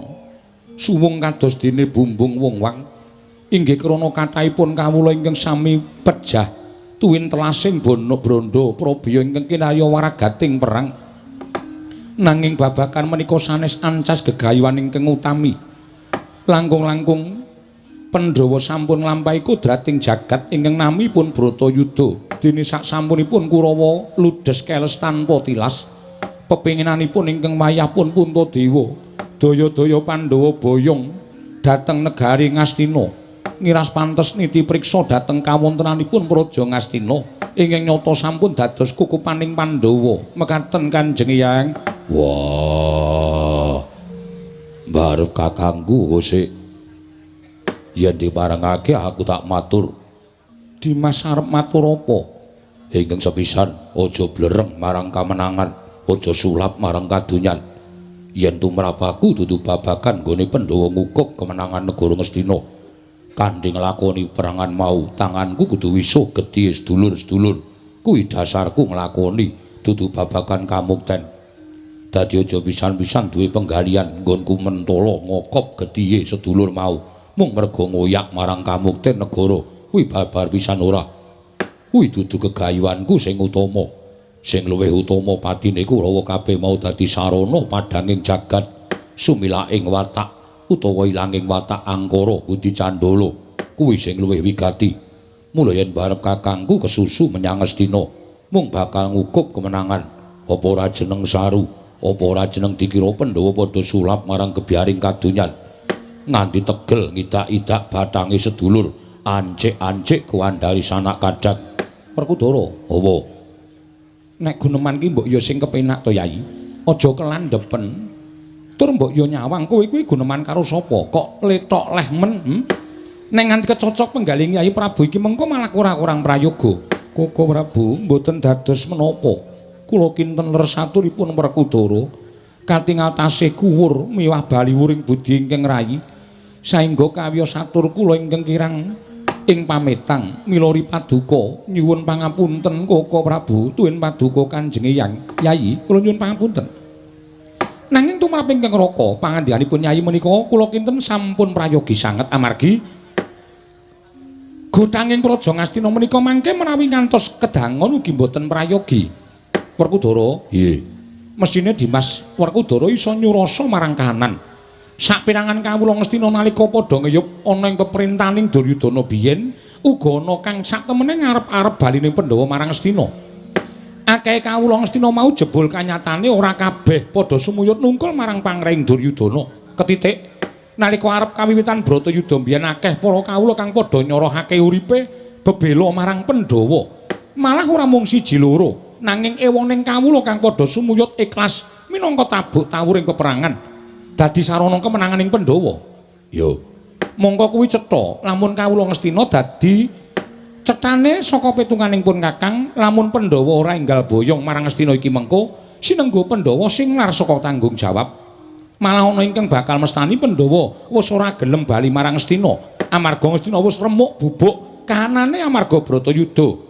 Kang mangkono kawula padha mestani lamun Pandhawa ora bisa nampa Ngastina kanthi kahanan ingkang wis suwung jerone ora ana apa-apane. Yo. Akeh para waranda, akeh para bocah-bocah kang padha lula. Akeh para kawula kang padha nandhang cacat merga kesempyok ing peperangan. Kabeh mau ora ana ingkang denajab bisa mulihake kahanan baline kejaba amung Pandhawa. Ora ana kang bisa mbalekake rusaking pikir kawula kejaba amung Pandhawa tumraping kawula Ngastina. Patine Duryudana sakurawane kuwi mujudake pepadang. Saya bakal duwe pangarep-arep uriping para kawula Ngastina kang wis padha cacat lan kelangan. Lamun Pandhawa bali dadi songsong pepayunging agunging kawula negara Ngastina Dimas. Wah, yo aku meh manut karo Kresna kakangku. Yen pancen Pandhawa kudu boyong saiki aku nderek kersane Kresna kakangku. Koko Prabu ingkang rayugi condong kalian panjenenganipun Koko Prabu Ndarawati bilih sampun ngantos kedangun enggal-enggal boyong dhateng negari Ngastina. Sampun dangu kula mboten nyumurupi dhateng kedaton Ngastina Koko Prabu. Nek kowe ora tak tari kok Janaka. Inggih. Sebabipun menapa? Wis ora usah dadak kowe matur perkara boyong iki, kowe ora usah melu-melu ning aku iso maca atimu. Manah kula kados pundi? Parepatan iki ndang bubar, ndang kowe tekan Ngastina ora ngono to? Mboten. Ora usah dadak selak. Mboten Koko Prabu. Teka paduka paring dawuh iki mekaten. Merga Ngastina iki mung kali siji. Ana mutiara sing banget mbok karepake mongko kowe banget duwe rasa kangen karo mutiara ingkang mapan ana ing negara Ngastina. Wah, cetha. Sing lanang wis modar. Randane arep dikukup Janaka. Kakang Mas menika kok aeng-aeng. Mboten Kakang Mas. Wis to, engko bakal boyong ning Ngastina, ora usah kuwatir. Rasamu leremna, leremna. Ora usah dadak kesusu. Inggih, ngestaken dawuh. Eyang piye Kresna? Mesti kemawon mboten sisah mawi lidah sinambung. Kanjeng Eyang sampun pirsa pirembaganipun ingkang wayah Ndarawati miwah Yayi Puntadewa, Putu Prabu. Jejeringipun Eyang kuwi wong tuwa, anane mung sarwa manut marang kersaning Putu Prabu Ndarawati. Yen pancen Pandhawa kepengin ninggal-inggal boyong marang negara Ngastina, pun Eyang nayogyani. Malah estunipun nuwun pangapunten. Nembe kemawon ingkang wayah munjuk atur ngemuti dhateng dawuhipun jawata ingkang sampun kula tampi jumbuh kalian turas Pandhawa ingkang ing benjang badhe kiyat lenggah dampar keprabon Ngastina. Monggo nyatanipun ingkang kegaduhan wahyu kanalindran menika pun suwargi Abimanyu. Nanging nyatanipun Abimanyu mrucut saking kudangan, uwal saking gendongan. Lajeng nalika semanten jawata paring dawuh ingkang badhe nyambet sejarahipun Pandhawa inggih turun Abimanyu jalaran wahyu kala wau miturut dawuhing dewa sampun tumurun wonten wiji sejati ingkang kinandhut dening Kanjeng Eyang Utari menika Kanjeng Eyang. Kresna, kula wonten maring dawuh. Pendak-pendak rembugan nek kowe ora usah nyebut Abimanyu ngopo to? Lho, wonten menapa? Nadyan wis kelakon adoh. Ning pendak-pendak aku krungu tembung Abimanyu hatiku mesti semedhot. Luwe-luwe nek aku nyawang karo anakku si Utari. Utari meteng tuwa kaya ngene ora ditunggoni karo bapakne. Bapakne wis ora ana aja mbok sebut jenenge. Mengko aku ndak keloro-loro. Nangis meneh. Rumangsaku kok dilo-dilo nangis, dilo-dilo nangis. Aku njaluk karo kowe aja nyebut Abimanyu. Iki lho, Utari meteng tuwa. mongko bapakne ora ana. Sesuk nek bocah kuwi takon bapakne nendi, terus piye? Aku tak takon karo kowe, leh kuwangsulan piye? Bapakne nang Jakarta ngono. Wah, aja sembrono. Lah wong ya bapakne wis ora ana kok ngomong piye to, Werkudara coba to. Wong pendak-pendak aku ngandhakake Abimanyu Kanjeng Hyang mesti muwun. Kowe aja sembrono Kresna. Kowe aja sak penakmu dhewe. Kowe ora ngrasake aku. Kowe ora dadi aku mula sak penakmu dhewe leh ngomong. Yen kowe dadi Matswapati tak golo-golo. Aku kuwi duwe turun sing turun Pandhawa ning tinemune malah ora ditunggu karo wong tuane. Aku nek krungu jeneng Abimanyu rasane isih keloro-loro. Ayo dikeroki.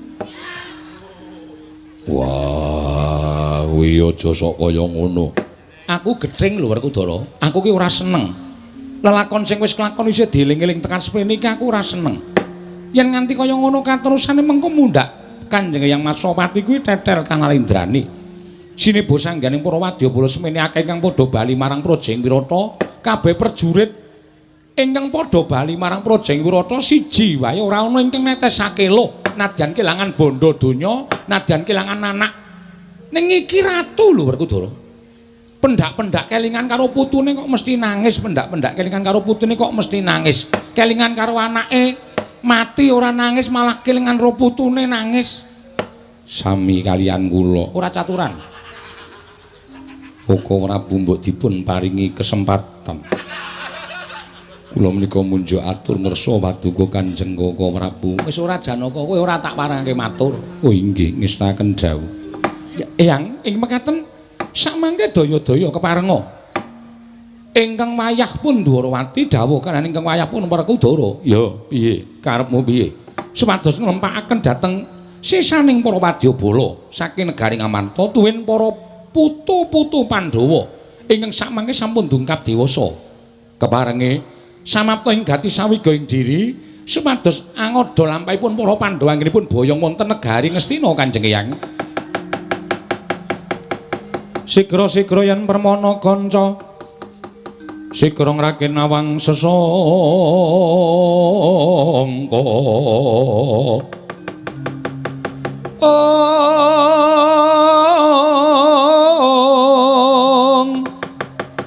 nalindra mbek marwa sing sang katriku mulung mangrempak ing wadya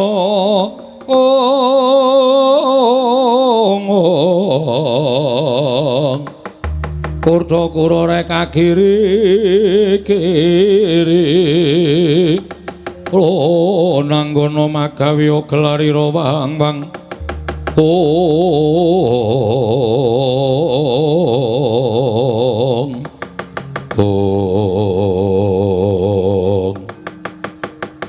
kareping putu Prabu Ndrawati Werkudara. Nggih.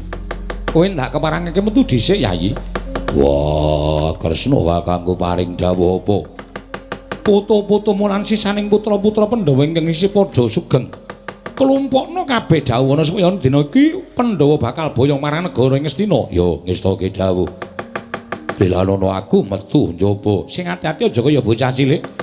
Maswapati, kakekku aku njaluk pamit metu njaba. Ya, Werkudara surti ting ati-ati duga-duga digawa. Barep kakangku aku disilaku Dimas sing prayitna ngati-ati kadangku Yayi Dimas Bratasena.